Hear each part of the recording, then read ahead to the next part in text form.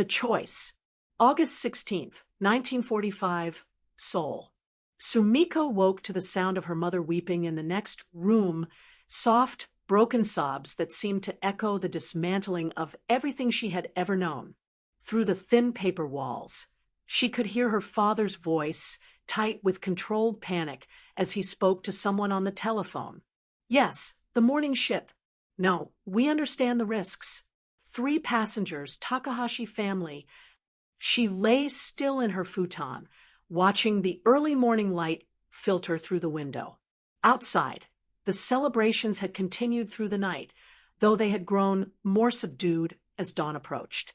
The sound of Josian voices singing traditional songs mixed with the occasional shout in Japanese, not celebration, but calls of distress from other colonial families preparing to flee.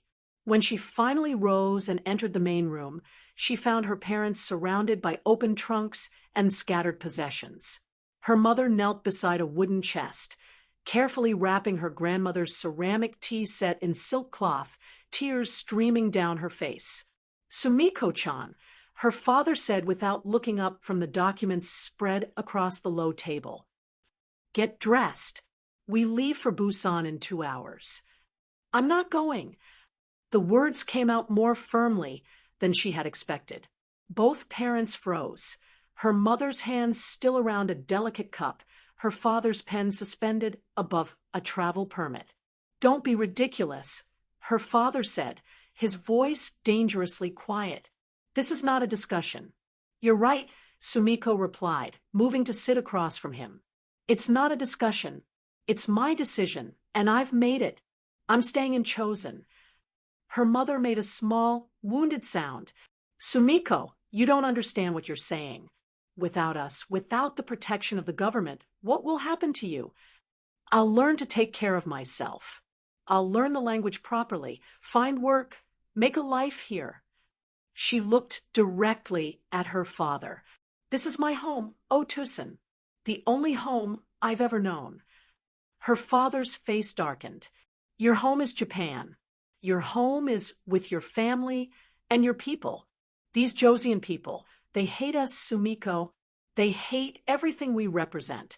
How long do you think their gratitude for liberation will last before they remember who kept them subjugated?" "I never kept anyone subjugated," Sumiko said quietly. "I was a child when I was brought here. I grew up here, made friends here.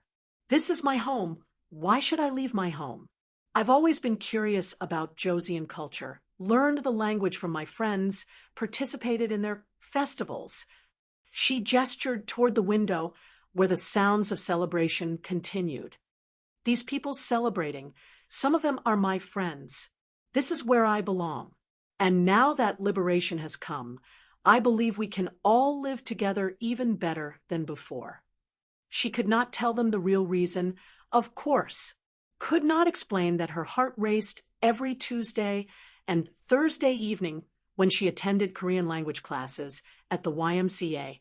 Could not confess that she had fallen hopelessly in love with Lee Jae-hyuk, the young teacher who spoke so passionately about his country's future, who looked at her with those intelligent eyes behind wire-rimmed glasses, as if she might actually understand the depth of what he was saying. The thought of never seeing him again, of leaving just when Chosen was becoming free, and they might finally have a chance to what? She hardly dared let herself imagine. "You learn from Japanese teachers in Japanese schools," her father exploded. "Everything you are, everything you know, comes from Japanese civilization. These people, they're grateful now. Yes, but when the chaos settles, when they start looking for someone to blame for 35 years of occupation, do you think they'll distinguish between you and the soldiers?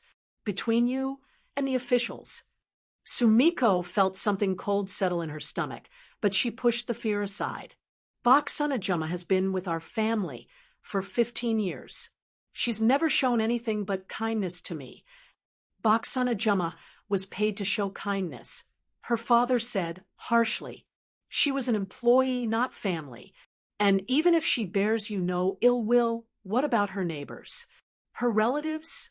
What about the young men who've been organizing in the mountains for years, waiting for this moment Through the window, they could hear footsteps in the street, multiple people walking with purpose.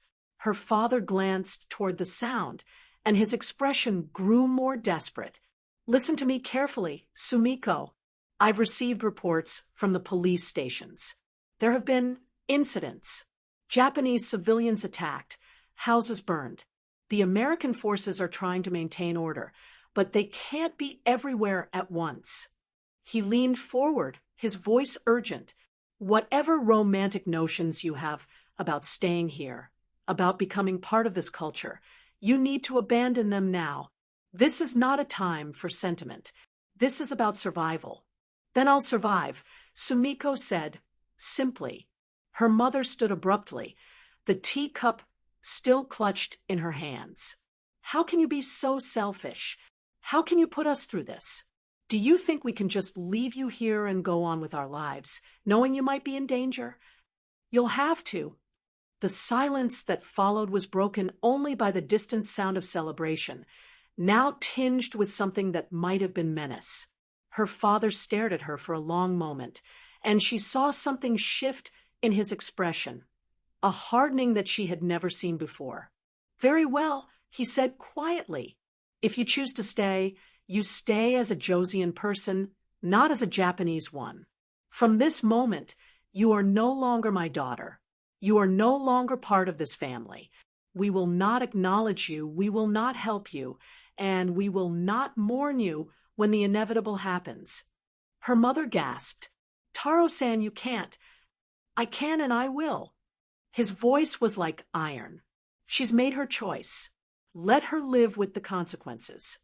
Sumiko felt as if she had been struck, but she kept her expression steady. I understand. Do you really understand what you're giving up? Not just your family, but your identity, your protection, your future?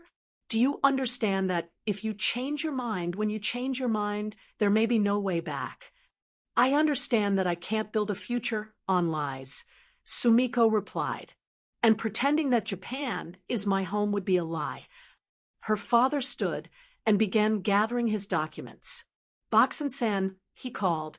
The older woman appeared in the doorway, her face carefully neutral despite the obvious tension in the room.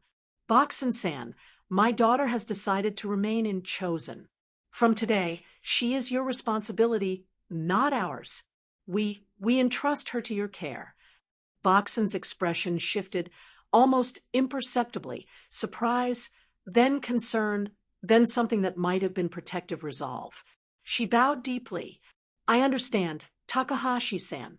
I will watch over her as if she were my own daughter. See that you do.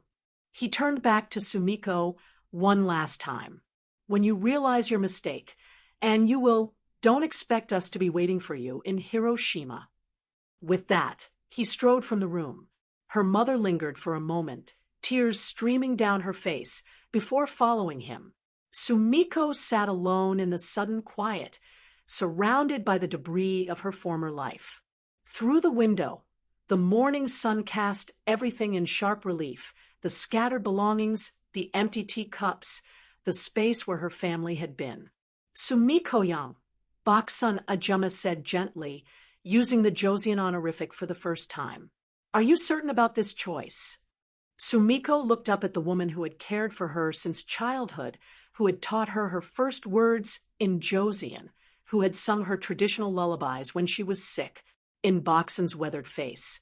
She saw not the servant her father had described, but something much more precious, genuine concern, uncompromised by politics or nationality. Yes, she said, and for the first time since the emperor's announcement, she felt truly certain about something. I'm certain. Bokson nodded slowly. Then we must prepare you for what comes next. And the first thing you must learn is this. From now on, you are not Japanese staying in Chosen. You are someone learning to become Josian. The difference may save your life. Outside, a group of young men passed by the house, their voices raised in what sounded like a patriotic song. One of them shouted something about cleansing the land of foreign influence, and Sumiko understood just enough to feel a chill run down her spine. But she did not run to catch her parents before they left for the train station.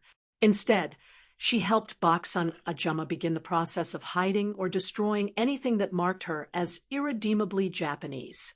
The girl who had been Takahashi Sumiko was beginning to disappear. What would emerge in her place remained to be seen.